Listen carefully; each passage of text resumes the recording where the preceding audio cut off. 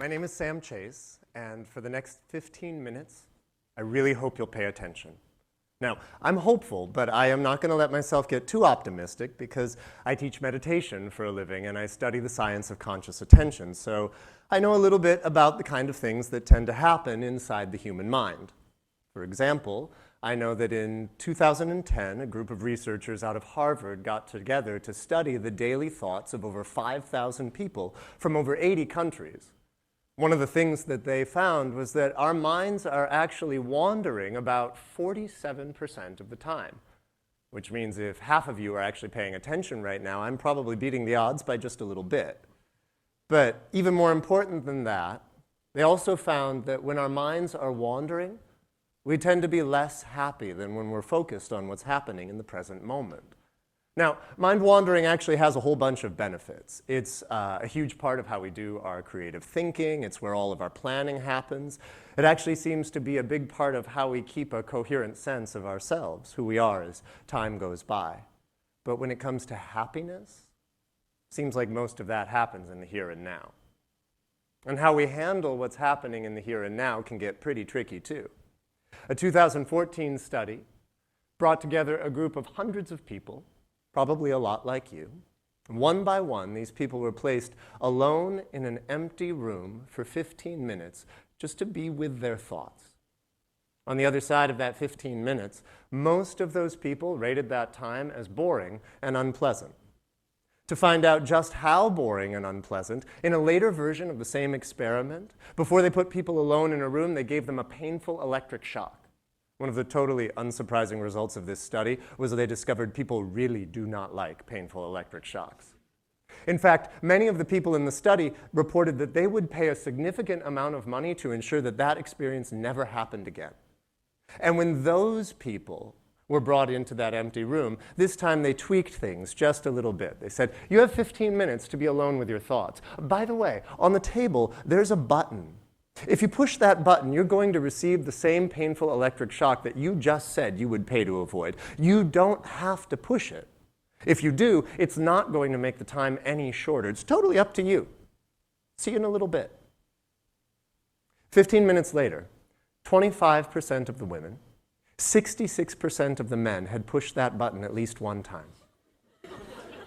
Many of them pushed it several times. One guy, who must have had a lot on his mind, pushed it 190 times in 15 minutes. If you're trying to do the math, let me help you out. It's about once every 5 seconds. Why on earth would we push that button? We don't actually know. It could be boredom, could be anxiety, could be that sometimes pain feels less painful than thinking. One of the things we do know is that for many of us, when we're let loose in the landscape of our own minds, one of the first things we can discover is it feels like a jungle in there, and sometimes we'll do almost anything we can to get out. The philosopher Blaise Pascal once famously wrote that all of humanity's problems stem from our inability to sit quietly in a room alone. And if you've ever had a couple moments inside your own mind that would have you reaching for the button, well, maybe you'd agree. But our conscious attention is like a precious natural resource. And like every natural resource, its power is limited. Now, there's actually no way that we can calculate how much information the human brain can handle, but one simple estimate suggests that if we were to total up all of the information we receive every second from the sensory neurons in our body, sight and sound and taste and touch and smell, every second, your brain is being bombarded by about 11 million bits of information. Anyone want to take a guess at how much of that information your conscious attention can handle? It's about 60 bits. 60. The other 99.9994% of what's happening around you, what's happening inside you right now, is being processed by parts of your brain that are operating largely unconsciously. And all of that experience might not ever filter its way up to your conscious attention. So what do we do with all of that? Because so much of the quality of your daily life will be determined by how you invest and manage this precious resource of your conscious attention. Especially now, when more than ever, thanks to the miracles of modern technology, you can be texting while driving, while swiping right, while ordering Seamless, while Skyping, while live streaming the season finale of The Bachelor. More things than ever are vying for this precious 60-bit bandwidth. So what do? We multitask. We take this little conscious attention and we try to spread it out among everything so that we don't have to miss anything. But one of the things I'm here to tell you today is you suck at multitasking. And so do I. Welcome to the club. Because the kind of multitasking that I just described, it doesn't actually exist. It's a cognitive illusion. Sort of like the way when you go to a movie, you know what's happening on the screen is just picture, picture, picture, picture, picture. But it feels like movement, and you don't ever second guess it. In a similar way, when you're multitasking in the way that I just talked about, what's actually happening inside your brain is that your conscious attention is ping-ponging back and forth from one thing to another again and again and again and again. And this all happens so fast that you can't even notice it. It's like the greatest trick the mind ever played was to fool itself. Now, one of the things that we know is that when we engage in this kind of behavior, psychologists call it task switching, and when we do it, we're actually worse at just about everything we do. So we multitask to try and do more things faster, and most often, we tend to take more time and perform worse in the process. One study that literally followed people around throughout their workday found that when we get interrupted in a task, we probably won't return to it for an average of 23 minutes, sometimes more. Now, I talk about this all the time, and I know that there is at least one person in the room right now who is raising an objection and going, wait, I multitask all the time, and I am super good at it. Maybe you all have problems, but I have got this down. And we have a study just for you. Because, no great surprise, the people who do this kind of multitasking feel like they're the best at it, and we find that they actually tend to perform the worst. Perhaps even more troubling, we see some really disturbing side effects to this kind of behavior. We multitask to handle the stress of too much on our plate, but multitasking behavior actually raises our stress levels. It increases the levels of the stress hormone cortisol in our bloodstream. And this kind of behavior is also hugely correlated with impulsiveness and low self-control. It turns out that what we're doing is not training our minds to spread far and wide. We're training ourselves to become distracted. Now, even with all of that, I'm not here today to tell you to stop multitasking, because you can't. You won't.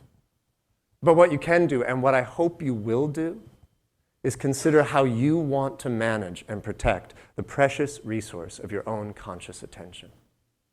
Because we know from neuroscience that our conscious attention gives us access to 3 basic skills. Attention can help us seek out new information. Attention can help us sort between streams of information that are competing for our focus. And attention can help us stay with the stuff that feels important.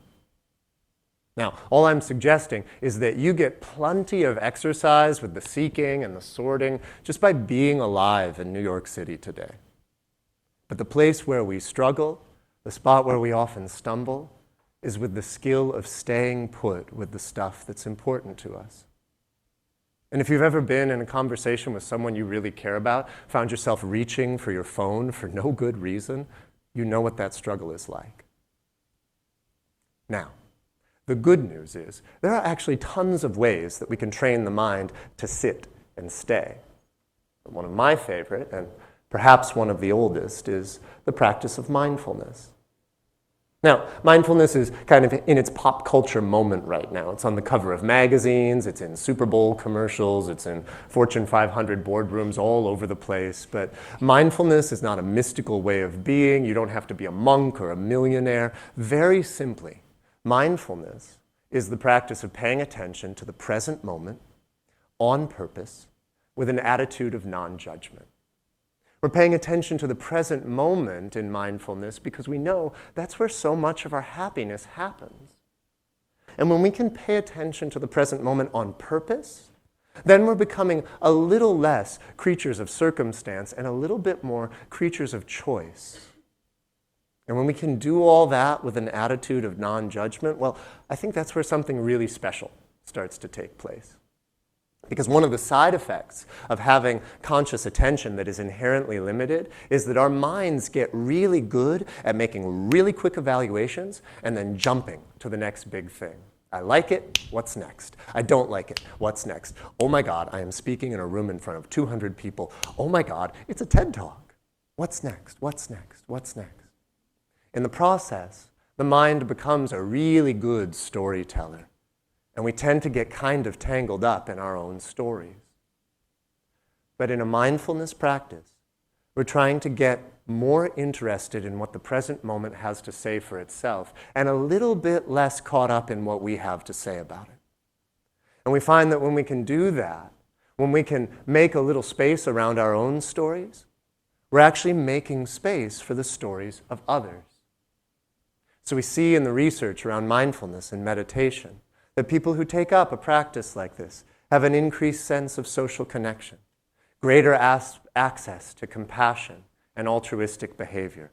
Some of the most recent research is suggesting that mindfulness and meditation practices can actually help reduce implicit bias and decrease discriminatory behavior.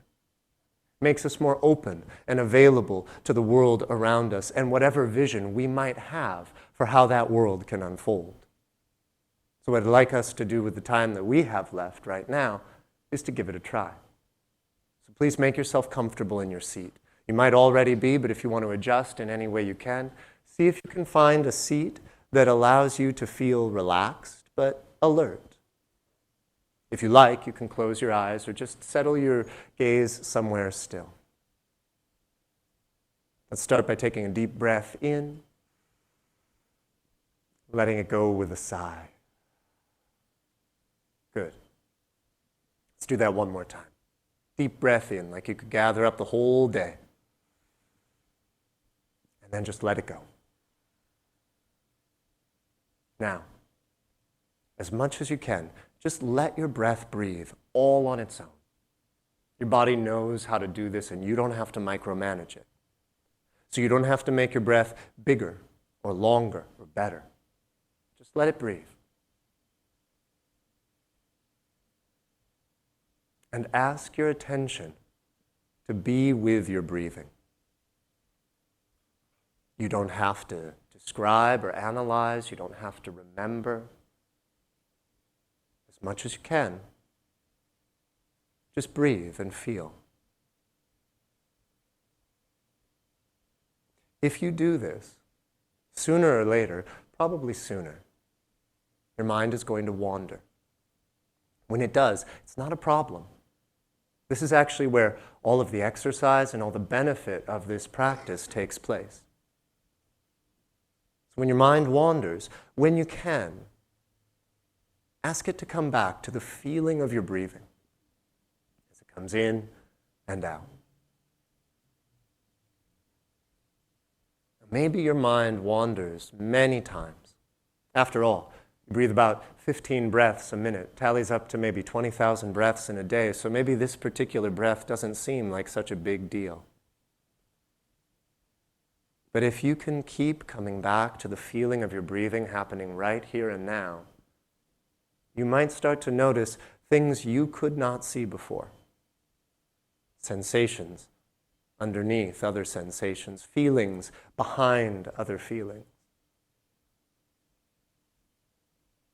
If it helps, consider this.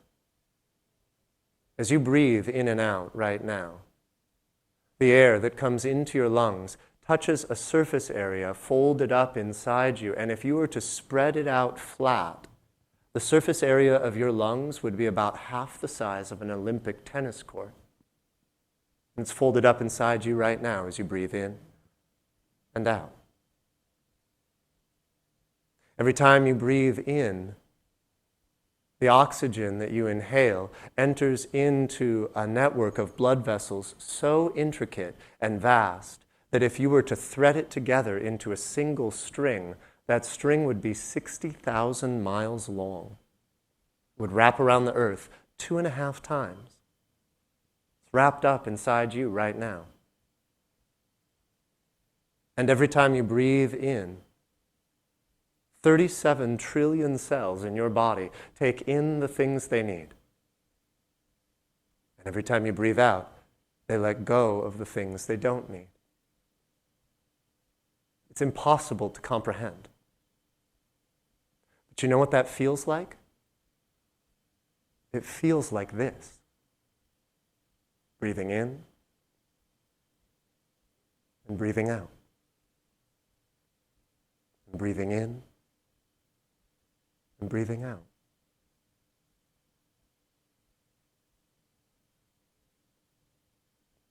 Take a deep inhale. Let it go. You can open your eyes. Thank you for paying attention.